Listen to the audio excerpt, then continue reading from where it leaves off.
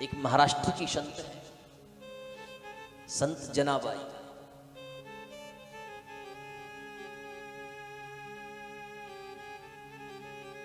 एक दिन संत नामदेव के यहां पहुंच गए।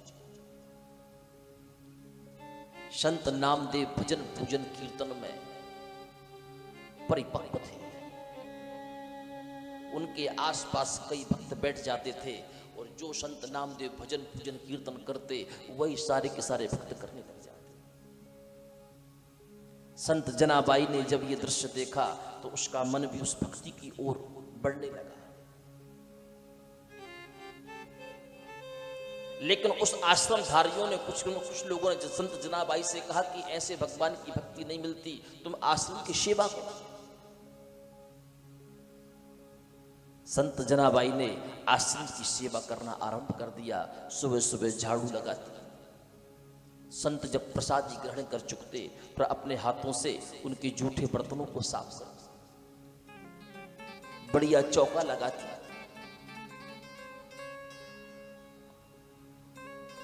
यहां पर सत्संग चालू हो जाता।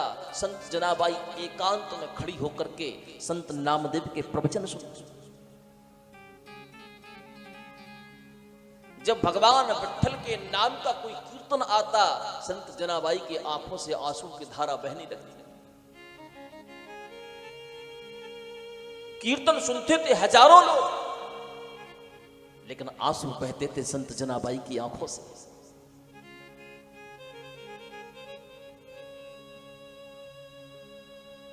धीरे धीरे संत जनाबाई की भक्ति का क्रम आगे बढ़ने लगा।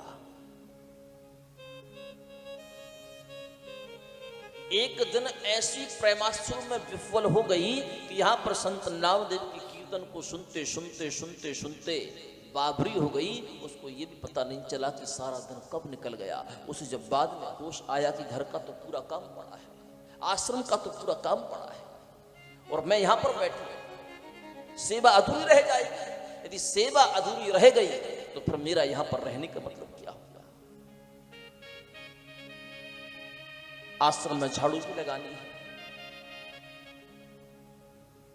रसोई के बर्तन भी साफ करने हैं, गुरुजी के वस्त्र भी धोना है। उसने कहा, संत जनाबाई ने मन में विचार किया कि क्यों ना इन वस्त्रों को लेकर के मैं चंद्रभागा नदी के पास चलूं और वहां पर जाकर इन वस्त्रों का प्रक्षालन करूं, वस्त्रों को साफ करूं। संत जनाबाई अपने वस्त्रों को अपने सर पर एक पात्र में रखकर के चंद्रभागा नदी के पास पहुंची और वहां पर जाकर के विचार करने लगी कि पहले वस्त्र धोऊंगी, पहले आश्रम की सेवा। उसी क्षण एक बुढ़िया आ गई, वृद्ध माता आ गई। संत जनाबाई से कहा, सुनो, तुम इतनी चिंता क्यों करती हो? तुम्हारा बहुत सारा काम अधूरा पड़ा है, इसलिए चिंतित हो रही हो ना। एक काम करो, तुम जाकर के आश्रम में सेवा करो, इन वस्त्रों को मैं अपने हाथों से धो दूं। संत जनाबाई ने कहा, ये वस्त्र बहुत भारी हैं, आपसे नहीं धुलेंगे। वृद्ध माता ने कहा, सुनो, मुझे बचपन से वस्त्र धोने की बहुत अच्छी आदत है। मैंने अपने जीवन में अच्छों को धोया है, तो ये वस्त्र क्या है? मैं देखने में बुढ़िया हूं लेकिन ताकत मुझे बहुत है। बेचारी संत जनाबाई उस बुढ़िया को सारे के सारे वस्त्र देख करके आश्चर्य।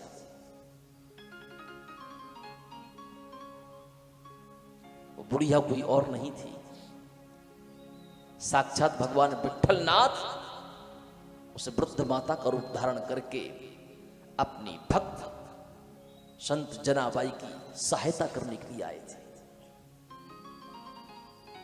जैसे ही वो बुढ़िया उन संतों के वस्त्रों को प्रक्षालन करने लगी, धोने लगी, हाथ का एक कंगन उन वस्त्रों में चुभ करके नीचे गिर गया।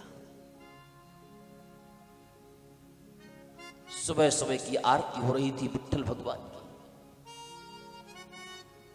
देखा कि एक हाथ में कंगन है, एक हाथ में कंगन नहीं।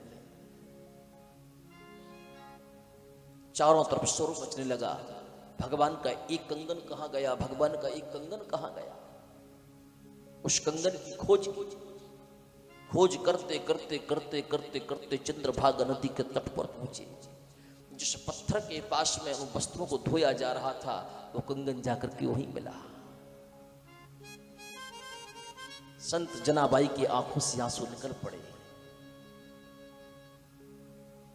कि भगवान मेरे समीप आ गए, मेरे से बातचीत करके चले गए, संतों की सेवा करके चले गए, लेकिन उस रूप में मैं उनको पहचान ना पाई। अब तो संत आश्रम में झाड़ू लगाती तो हे विठ्ठल हे विठ्ठल हे विठ्ठल,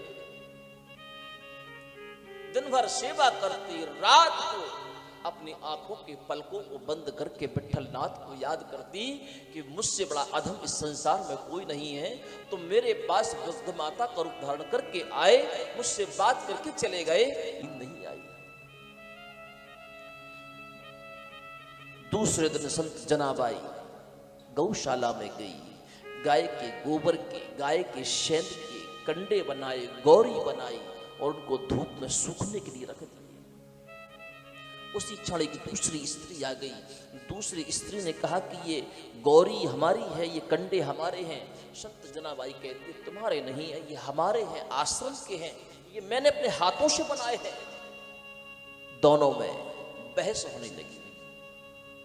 वो दूसरी स्त्री कहने लगी तुम ऐसे कैसे कह सकती हो कि ये कंडे ये गौरी तुम्हारी है।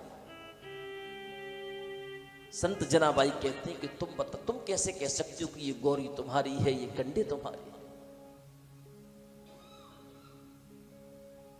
दोनों में वाद विवाद होने लगा।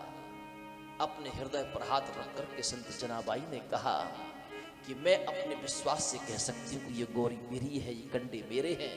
बोले कैसे?